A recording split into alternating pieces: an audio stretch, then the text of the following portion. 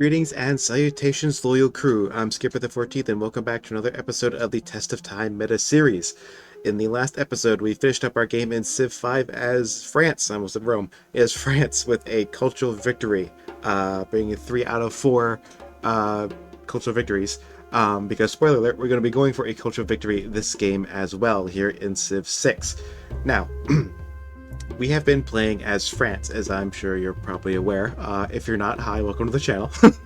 um, so for France, we have 3 options, technically 2, because the game considers them 3 distinct leaders, but really it's like 2 versions of one leader and then another leader. So we have Catherine de Medici and Catherine de Medici and Eleanor of Aquitaine. Now, hi, Future Skip here. I'm just barging in to kind of cut short the usual 20-minute spiel I spend explaining the Civ we're playing as and all the various uniques and bonuses and things. I just feel like these segments go on for way too long, and if you're watching, this video, chances are you already know a fair amount about Civ already, and you don't want to sit here and have me tutorialize everything for you all over again. So I'm just going to go with the basics. We're playing as Eleanor of Aquitaine because even though Magnificence Catherine has more tourism related abilities, Eleanor of Aquitaine is more fun because she has the whole city flipping mechanic with the great works. And I think it'll make for a more interesting video. And to briefly go over France's kit in this game. The Civ ability, you get cheaper wonders in the mid-game, and you get double tourism from all wonders. Their unique unit is a line infantry that gets a 10 combat strength bonus on your home continent, kind of like the Red Coat, but worse. And then their unique improvement, the Chateau, it kind of works a bit like it's Civ 6, where you place it next to luxury resources. You can't have 2 next to each other. They give extra culture. Although Civ 6 is a little more deep because they like being next to rivers and they also like being next to wonders. So yeah, that's about it. Anyway, back to the show. So as for the map, we're going to be playing on my favorite map script, 7 Seas. Pretty much standard everything else. And I do have a few gameplay mods installed for this series, just to mix things up a little. Nothing too crazy. The biggest one we'll get to it later is Bears Mod's Governor Overhaul, mostly just because I like it so much better than the existing governor system. It's kind of like one of those things where it's like one of those mods like I almost can't live without. It's just like I like it so much more. You know what? I think I'm tempted to go Monopolies Corporations mode.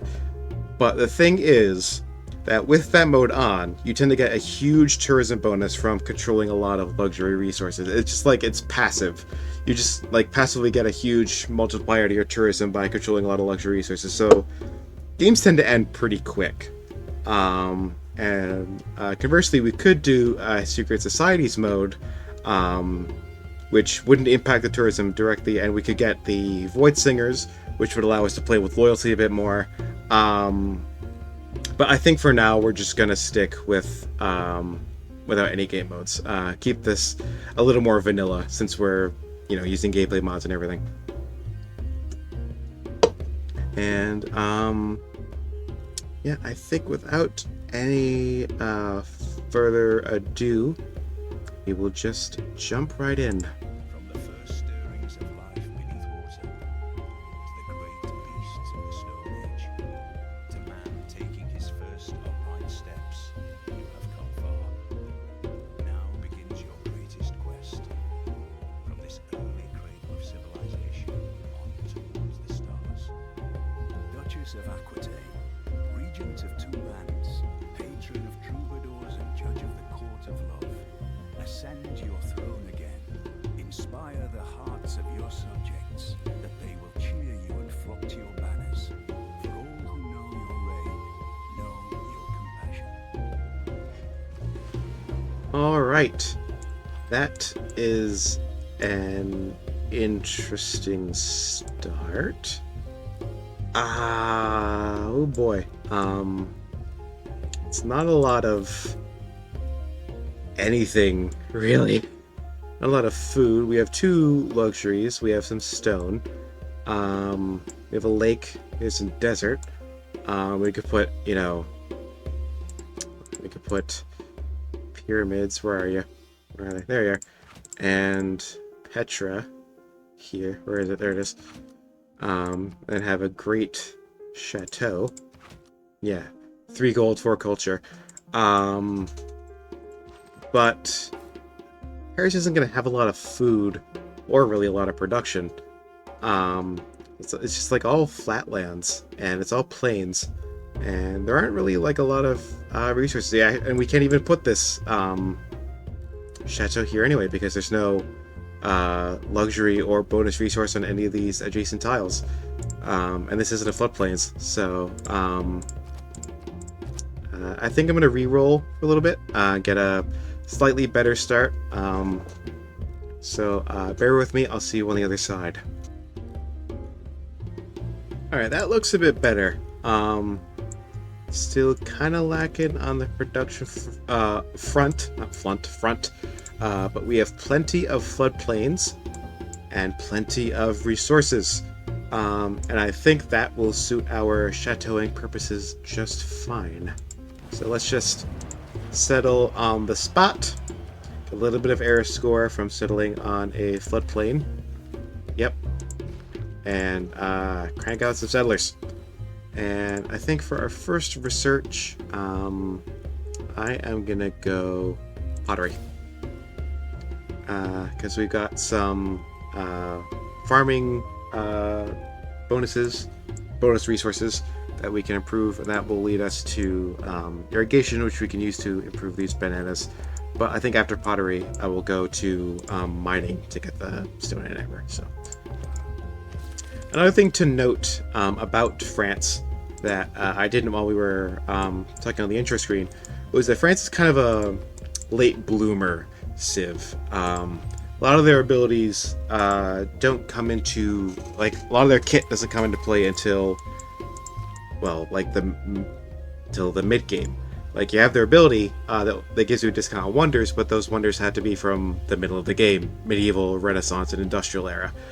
You don't get bonuses on ancient or classical era wonders, which there are a fair amount of, and you also don't get any bonuses on wonders after the industrial age, which there are a handful of.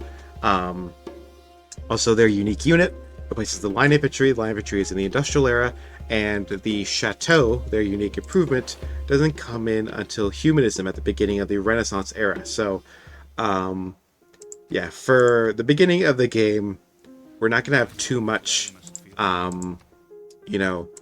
unique to work with, so to speak. Like, our Civ isn't going to be doing a lot of the work for us in the early game.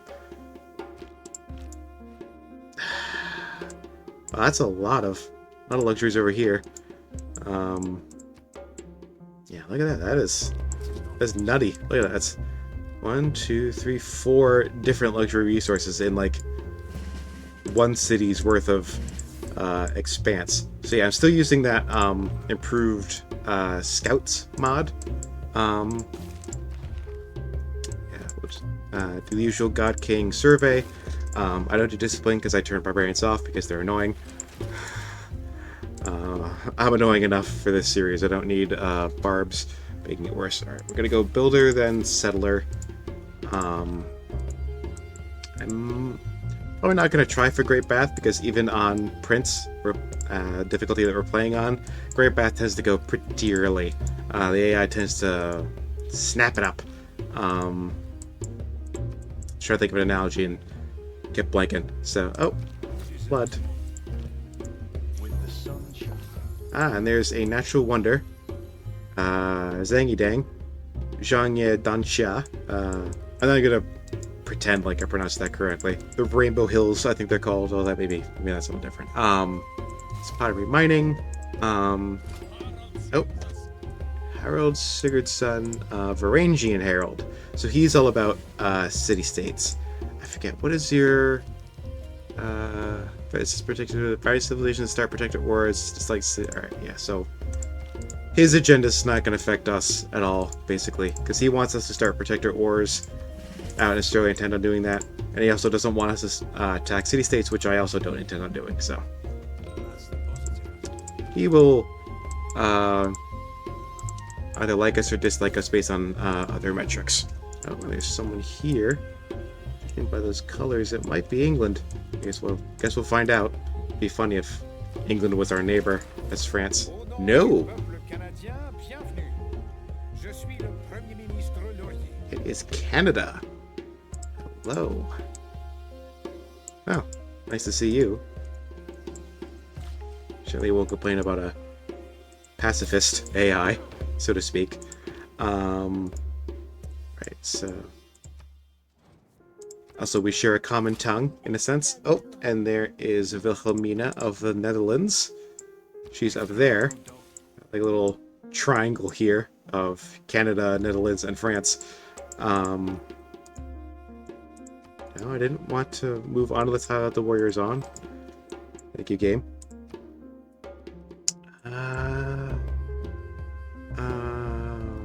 Astrology or writing? I think writing. Yeah. I think the science will be a little bit more useful than the, faith. Not that faith isn't useful. Faith is crazy useful. But I think science will be, I don't know, I just think the campus will be a little bit more important early on. Switch off of craftsmanship. So, we can get the inspiration. Ooh, a relic! That will very much help us with getting a Pantheon, because that gives us 4 culture per turn. I just hope we can get the Pantheon we want, which would probably be Lady of the Reeds and Marshes with all these floodplains. It'll help bolster our lackluster production otherwise with all this flatland. There we go. There's craftsmanship and the irrigation boost. Yeah. Could do is delay building the settler for 1 turn so that it finishes when Paris grows back up to like when it grows up to 5 pop, so that it'll like decrease back down to 4 pop once it's finished. Yeah. Keep God King in until we get the Pantheon, which should be soon. Yeah, in fact I can see it right here. Pantheon. Lady of the Reeds and Marshes. Here we go. That will definitely, like I said, bolster our lackluster production. And for some reason, we're back to growing in 2 turns. No, thank you. Please grow in 1. Silly goose. I may actually just let that trader finish, so that we can send a trade route to Wilhelmina, so that she will not want to kick us in the face. It's got those big wooden shoes, and they hurt. Ooh, Jerusalem. Hello. Judging by the fact that we're now +6, that was, we got a first meet with them. Yes. Alright, we got first meet on both Mohenjo-Daro and, Jerusalem, which is nice. There we go. That will also give us the currency boost, which I am very bad at getting early on. I will confess. At any moment, she will chip in. I'm going to settle our next city right here, next to all these. It's like valley of bounty here. And you know what? I think I am going to go for a bit of a cheeky play and actually start on a wonder. I'm going to go for a Temenanki here. That was another reason I wanted to do writing before astrology. Was, oh, we found Vietnam. You're also very close. Normally I wouldn't like being this boxed in, but with our ability we will be stealing cities quite quickly. So anyway, I wanted to build, I'd like to start a wonder, because then we can have like a nice kind of springboard to build our chateau around. And yes, the plural of chateau is chateau. Spelled differently, but pronounced the same. At some point, she will tell us that she wants. She's happy we're trading with her. I think now we'll go for astrology. Also, Etemenaki will give +1 science and +1 production to every floodplain in Paris. And Paris will have a lot of them once its borders grow a bit more, which will also be very good. And also having the... what are you building there? Stonehenge. Interesting. I don't intend to build that. It's not a very good wonder. Not a very good wonder, excuse me. Also, having a wonder will give us a leg up in getting good adjacency bonuses on our theater squares, which we are going to want in probably every city. Ooh, Simon Bolivar of Gran Colombia. Looks like Norway is building Great Bath in their tiny one pop city. See how that shakes out for them. Yeah, I am thinking kind of long term with our chateau placements, because like I said, we don't get them until we get to humanism, which is all the way in the Renaissance era. And unfortunately, we don't have the benefit of the increased culture they would give us to get to humanism faster. Now that we have our first governor title from finishing early Empire, I can introduce you all to Bear's governor overhaul. So I'm sure you're all familiar enough with the governor system. What this mod does is it tweaks the way they work to be a bit more like the policy systems from Civ 5, which may go some way to explaining why I like it so much. You like Civ 5, don't you? skip it. Instead of providing bonuses only to the city they're in, the promotions that the governors give you now will actually apply across your entire empire.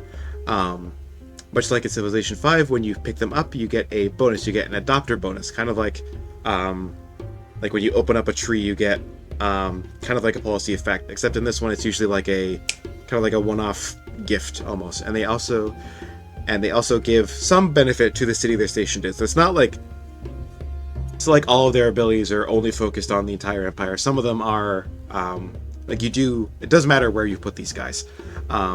So the curator here, who is culture, tourism, and wonder focused, if we pick them, which we will because we're going culture, we'll get 2 random inspirations once we pick them up. So the Eurekas, essentially, but for civics instead of technologies. They get 0.5 culture per citizen in the city the governor is established in, so half of the population we get as culture. Then culture centers, plus 25% production towards theater squares and plus 10% production towards theater square buildings. So every city in the empire, once this, I think the governor has to be established in a city for these benefits to take effect. But once the curator is established in a city, they will provide 25% production towards theater squares across the empire and 10% production towards buildings in the theater square buildings across the empire. We'll also get plus 50% production towards world wonders. That's across the entire empire, but also across all the eras. 2 extra culture from every great work. Plus 50 album sales from rock bands. If we don't win the game before we get to rock bands, I will explain what the hell that means to the best of my ability. And then 2 culture from every wonder across the empire, and 20% culture in cities with a wonder across the entire empire. Then once we pick all 5 promotions for a governor, we get a finisher bonus, much like how once you pick all the policies in a tree, you get another bonus on top of everything you've already picked. And that gives you double tourism from great works in the city where the governor is. So we're obviously going to pick the curator. We're going to slap them down in Paris. It will take them a while to establish. I believe they and the educator here. Some of these governors take longer to establish. The curator, cardinal, educator, and ambassador all take 7 turns to establish. Presumably because their bonuses are like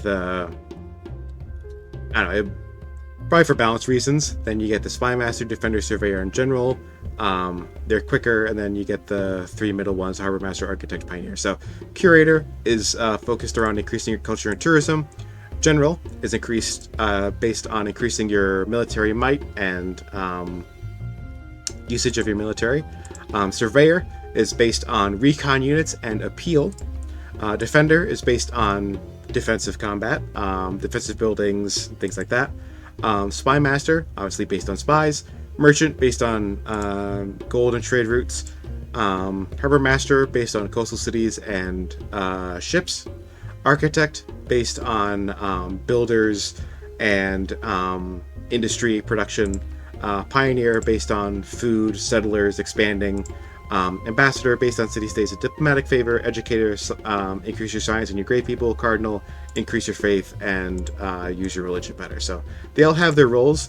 Another thing I like about the this mod is that it allows you to, it like supports a wider range of playstyles. Like there wasn't really a governor that was good at increasing appeal or working with like preserves and stuff in the base game. There is in this one. And there wasn't really one that gave you like, you know, a lot of bonuses towards like coastal cities. There was like, you know, one policy on one governor like doubled your harbor adjacency, and there was like another one that gave you the fisheries. Those are like, you know, these are all kind of like more focused. They're kind of there to support a specific playstyle, support a specific goal, whereas the other governors honestly kind of, they feel a little all over the place. Not like, you know, a lot, but a little bit. Like they definitely have their focuses, but they these ones feel a bit more focused. Take a shot every time I say focus. All right, I think I'm gonna swap over to urban planning. Although I don't know how much that's gonna help with all the production we're getting from Lady of the Reeds and Marshes. Instead, why don't we go for colonization? Get the extra production towards settlers. We're not building any settlers now, but we will in the future, so it'll be good to get that. So that's meteor site. If you move a unit onto that, you get a free heavy cavalry unit in the closest city. It's kind of like a tribal hut, but it only gives you heavy cavalry units. So at this point in the game, that would give us a heavy chariot. Even though we don't have the tech for it, we'll still get it. What do we want to go for next? I think I will go wheel. Yeah. Actually, oh, we don't have any. There's like one flat desert tile over there, so we could try to rush the pyramids. Which should probably be worth it. Yeah, let's go masonry. Hammurabi of Babylon. Oh boy. Thank God we don't have the barbs on. He'd be giving them crazy tech. Babylon is really weird in this game. I do not like them, I will be honest. A flood in Paris, which is not fun, but it does kind of incentivize us to go for the Great Bath. I think with all the production we're getting from Lady of the Reeds and Marshes, we can crank that out faster than old Harry is doing down there. I think I'll put invest in Mohenjo-Daro because we can get free housing from it, and also culture towards our theater squares and such. Also, building a wonder will give us the what got built? Stonehenge. Will give us the eureka, or the inspiration for drama and poetry, which will allow us to build theater squares. So yeah, we got free heavy chariot. Nice. So Wilhelmina built Stonehenge. We can see she's already founded her religion, so if we don't get a religion, it's not the end of the world. I would like to get one, but I'm not going to put too heavy of an emphasis on it. There we go. And also, we'll get a bunch of extra production from Etemonaki itself as well. Yeah, see, we could build a Great Bath in 6 turns. You know what? Let's go for it. Let's be cheeky. Go for the double floodplain play. Flood play. Also, fun fact, I don't know how many of you know this, but when you build a wonder in a city, yeah, when you build a wonder, I could just say when you build a wonder, the city it's built in gets 2 free tiles. Yeah, it just expands the borders by 2 tiles totally for free. Did you know that? I bet you didn't know that. I certainly didn't know that until someone on Reddit pointed it out. Pretty neat, huh? Alright,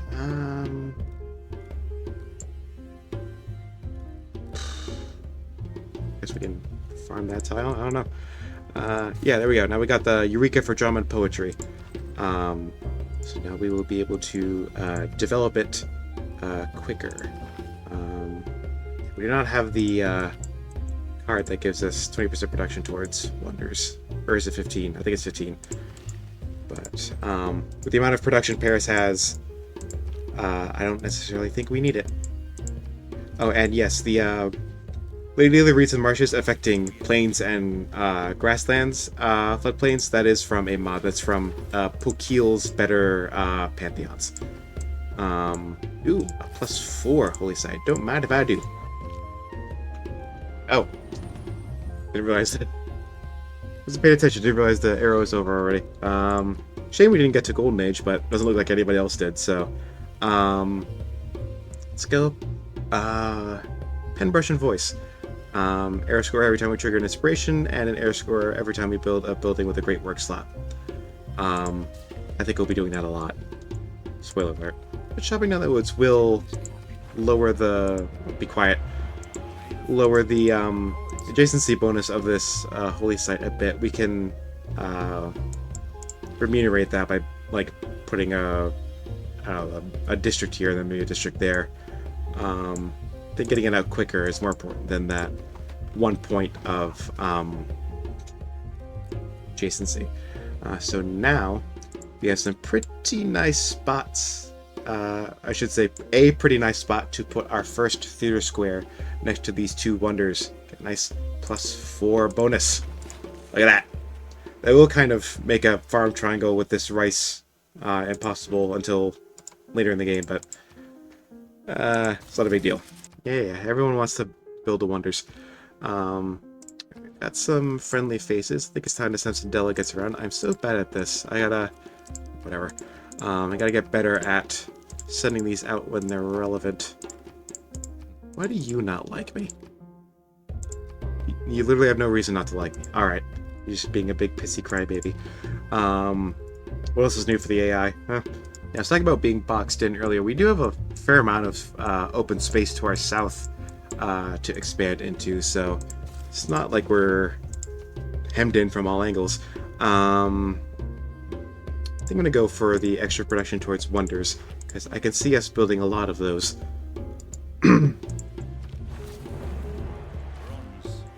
You can see we're already getting 20 culture per turn.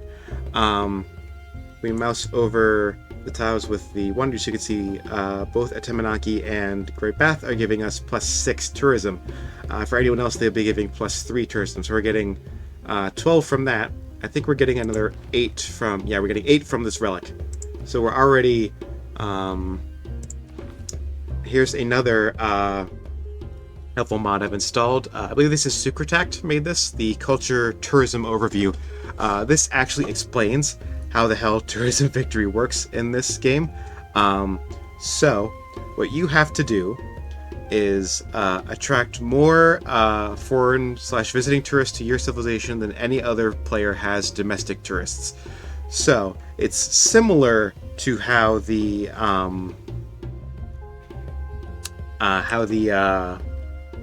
Victory worked in Civ 5, where you need to like produce more tourists. Like you need to like produce tourism to kind of outclass everyone else's culture per turn. But it's not just like you need more lifetime tourism than anyone else has lifetime.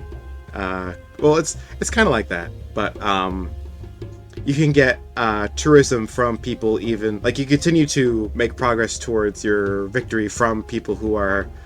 your culture is already dominant over, whereas in Civ 5 you need... you need to be dominant over everybody, or influential over everybody, excuse me. You can still get points towards your victory from people you're already influential over in Civ 6. So, Players receive a new domestic tourist every 100 culture they earn. You need 1,600 tourism to convert a domestic tourist into a foreign tourist for your civilization. This amount is based on the number of players in the game. So let's just do during tour, blah, blah, blah. So we could see that in order to get a foreign tourist, we need 1,600 tourism earned. We're getting 20 per turn right now. So we will gain a foreign tourist from them every 67 turns. Whereas they need 100 culture to make a domestic tourist, and they are making 5 culture per turn. So they'll get a new domestic tourist in 19 turns. So we're not really outpacing anybody. Even though 20 tourism sounds like a lot, we're really not making a lot. And we are getting a little bit extra tourism over Netherlands because we're sending them a trade route, but still, yeah, 51 turns before we get a tourist from them, and 4 turns till they get another tourist of their own. So you could see Canada, Grand Columbia, Netherlands, everyone already has a few tourists, except for Norway, who only has 1, but they'll get another one next turn. So we basically need to, like, crank up a bunch of tourism with everybody and get this bar above all of these bars. Make sense? Hope so. I'm not explaining it again. I'm sure this will help explain things. This is helpful because this explains it a lot better than the actual game does. Like, if we go over here to the culture victory, like, this does not explain how this works at all. Like, it's very excuse me, very opaque. Open borders. Yeah, open borders, trade routes, and governments. You don't get a bonus for having the same government. I don't think. You just get a penalty if you have different governments. Yeah, there we go. Now she's telling us she loves us because we're sending her trade routes. All right. First government. Of course, we're going with Classical Republic as always. There could be could make a case for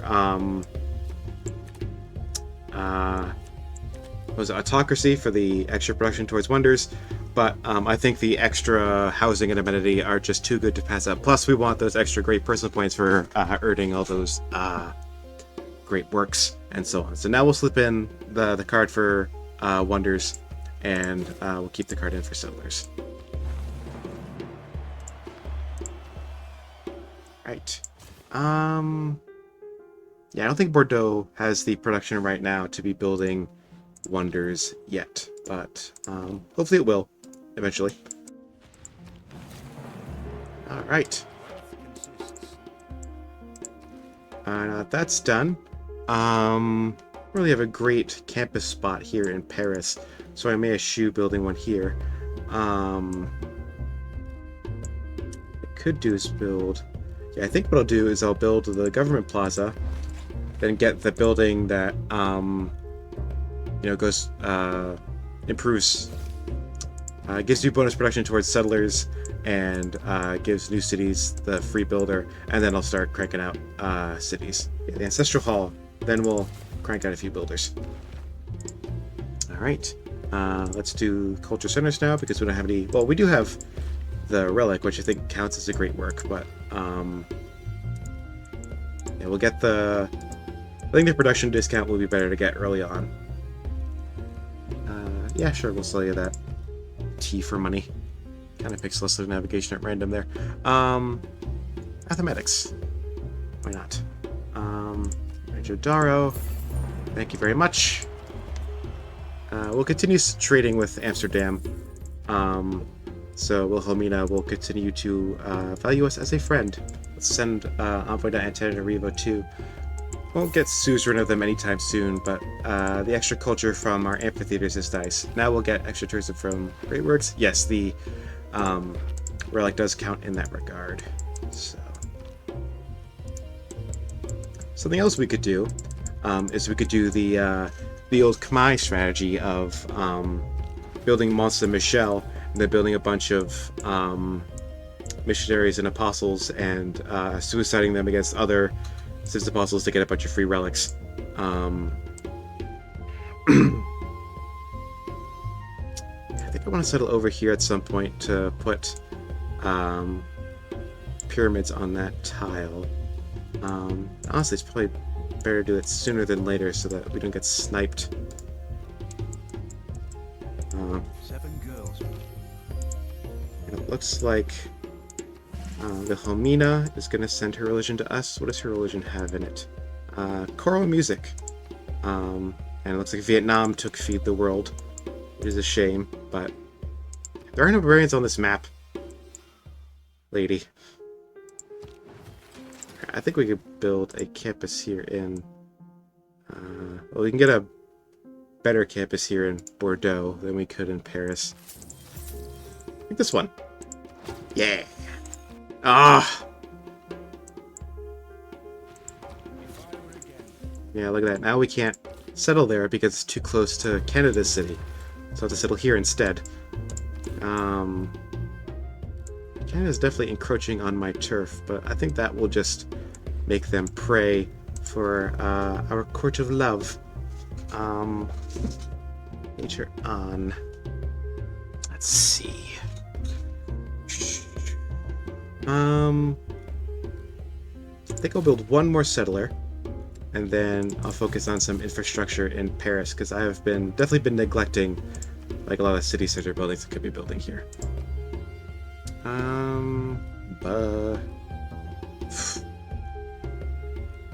Engineering, I guess.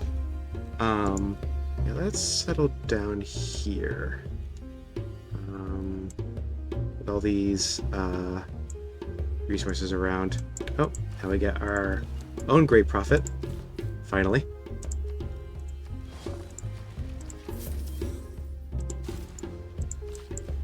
Losing a little bit of loyalty. 41 turns, yeah. But we can fix that. No problem. Yeah, I was losing loyalty because it started off with 0 amenities once it was settled, so... Now I think we'll go for literary tradition, get the extra great writer points per turn.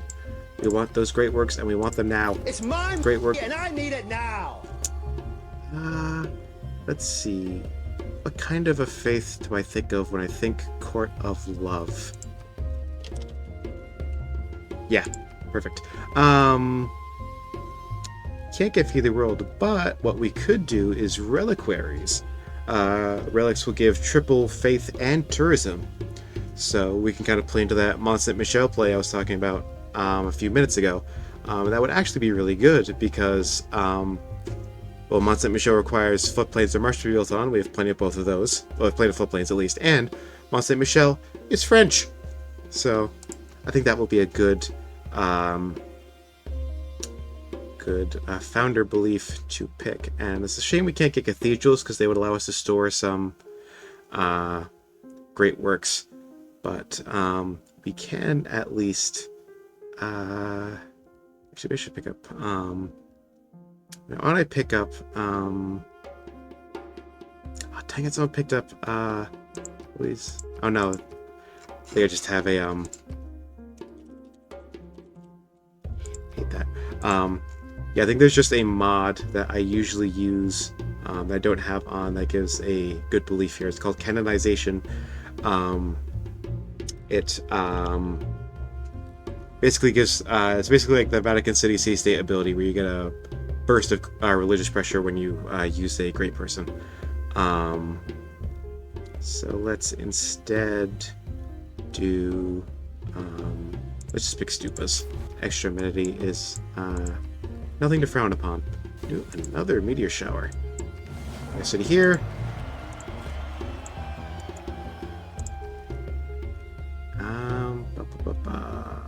Let's build that monument first before we worry about what district to build there.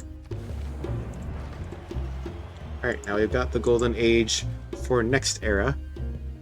For the next era, which will be very... Why are you not working the food? Work the food! Hashtag work the food. Be quiet.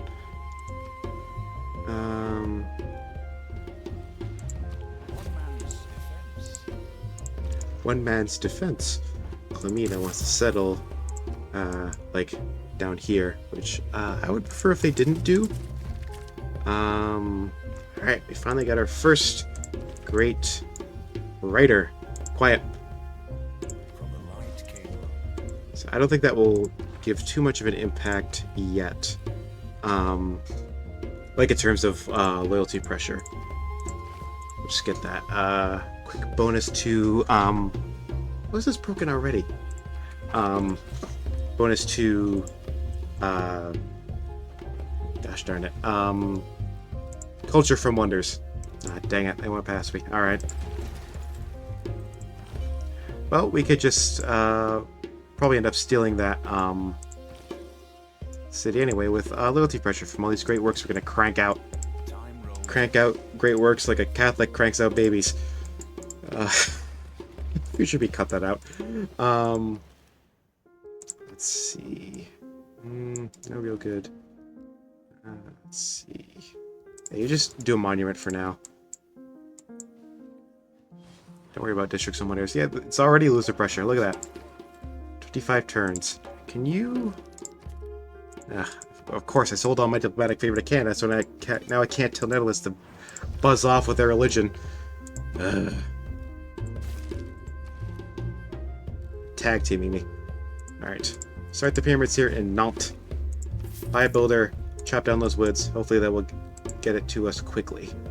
No, and of course she puts her friggin' governor in it, so now she gets it backed up to positive loyalty per turn. Cheeky little settle right there. Paris, how about you build the Apadana? Is that going to be built in the capital? Lyon, how about you build a... Hey, this wonder doesn't give campus adjacency? Can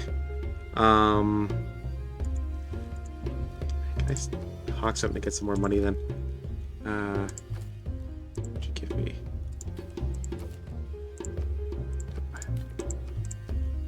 There, take all your money. Nope. Damn. Build it there then. That's not the safest place for it, but whatever. Right. Please recuperate. Thank you. Alright, there we go. Alright. Quick blip in the recording there, everyone. I ran out of space to continue recording. You know, I think our original recording was, you know, a good enough size anyway, so I think I'm actually just gonna call the episode there. So yeah, next episode, we are just gonna continue cranking out wonders and great works, and hopefully take you know, some of these surrounding cities with loyalty pressure from all those great works that we are going to be cranking out. So if you liked what you saw, please feel free to leave a like, comment, and subscribe. Doing those things tells the magical YouTube algorithm gods that you like what I do and you want more people to see it. And as always, be good, stay safe. I'll see you all next time.